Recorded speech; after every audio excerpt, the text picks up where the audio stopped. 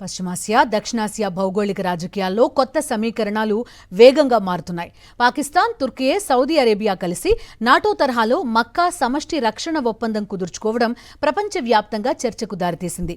మూడు దేశాల్లో ఏ ఒక్కదానిపై దాడి జరిగినా మూడింటిపై జరిగినట్టే అని భావించి పరస్పరం రక్షణ కల్పించుకునే ఈ ఒప్పందం వెనుక అసలు వ్యూహమేంటి? ఈ కూటమి భారత్కు ఎంతవరకు సవాల్గా మారొచ్చు? మక్కాలో సంతకం చేసిన కొత్త రక్షణ ఒప్పందం ప్రకారం సౌదీ అరేబియా, తుర్కియే, పాకిస్తాన్లలో ఏ దేశంపై సైనిక దాడి జరిగినా మిగిలిన రెండు దేశాలు కూడా సహాయానికి రావాల్సి ఉంటుంది. నాటోలోని ఆర్టికల్ 5 తరహాలో రూపొందిన ఈ ఒప్పందం లక్ష్యం పరస్పర భద్రతను బలోపేతం చేయడమేనని ఆయా దేశాలు చెబుతున్నాయి. అలాగే రక్షణ, నిఘా, సైనిక సాంకేతికత, ఉమ్మడి విన్యాసాల్లో మరింత సహకారాన్ని అందించేందుకు కూడా ఈ ఒప్పందం మార్గం సుగమం చేస్తుందని వెల్లడించాయి. సౌదీకి ఆర్థిక వనరులు పుష్కలం. ముస్లింలు అత్యంత పవిత్రమైనవిగా భావించే పలు ప్రార్థనా స్థలాలు దీని ఆధీనంలో ఉన్నాయి. అణ్వస్త్రాలను కలిగి ఉండడం పాకిస్తాన్ ప్రధాన బలం. ఈ మూడు దేశాలు రాజకీయంగా, ఆర్థికంగా, సైనికంగా తమవైన లెక్కలు వేసుకుని మక్కా ఒప్పందంతో ఏకమవడం సర్వత్రా ఆసక్తి రేకెత్తిస్తోంది.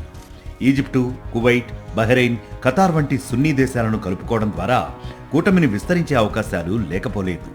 యెమెన్లో హౌతీలకు, లెబనాన్లో హెజ్బొల్లాలకు, గాజాలో హమాస్కు, ఇరాక్లో షియా మిలీషియాలకు మద్దతిస్తున్న ఇరాన్ను నిలువరించేందుకు ఇవి సున్నీ కూటమిగా రూపాంతరం చెందుతాయన్న విశ్లేషణలు ఉన్నాయి.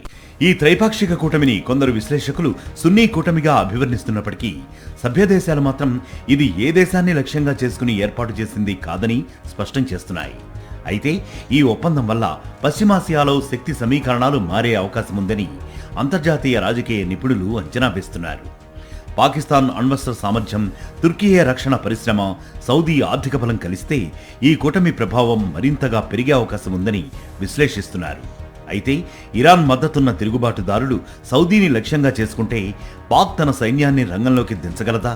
భారత్తో పాక్కు సైనిక ఘర్షణ తలెత్తినప్పుడు దానికి అండగా సౌదీ, తుర్కియే నేరుగా జోక్యం చేసుకునే సాహసం చేస్తాయా? ఒప్పంద పత్రాల్లో ఎలా ఉన్నా నిజంగా అవసరం వచ్చినప్పుడు ఈ మూడు దేశాలు పరస్పరం ఎలా సహకరించుకుంటాయి అన్న దానిపైనే కూటమి భవిష్యత్తు ఆధారపడి ఉంటుంది. భారత్ కోణంలో చూస్తే ఈ ఒప్పందంపై వ్యూహాత్మక వర్గాలు నిశితంగా దృష్టి సారించాయి. ముఖ్యంగా పాకిస్తాన్ ఈ వేదికను ఉపయోగించుకుని సైనిక సాంకేతికత, ఆయుధాలు, నిఘా సహకారం మరింతగా పెంచుకునే అవకాశం ఉందని కొందరు విశ్లేషిస్తున్నారు. అయితే ఈ ఒప్పందం నేరుగా భారత్ను లక్ష్యంగా చేసుకున్నదని కాదని ఇప్పటికే సౌదీ తెలిపింది. అయినప్పటికీ దక్షిణాసియాలో భద్రతా సమీకరణాలపై దీని ప్రభావాన్ని భారత్ జాగ్రత్తగా అంచనా వేస్తోందని నిపుణులు చెబుతున్నారు. మరిన్ని అప్డేట్స్ కోసం ఛానల్ను సబ్స్క్రైబ్ చేయండి. నోటిఫికేషన్స్ కోసం బెల్ ఐకాన్ పై క్లిక్ చేయండి.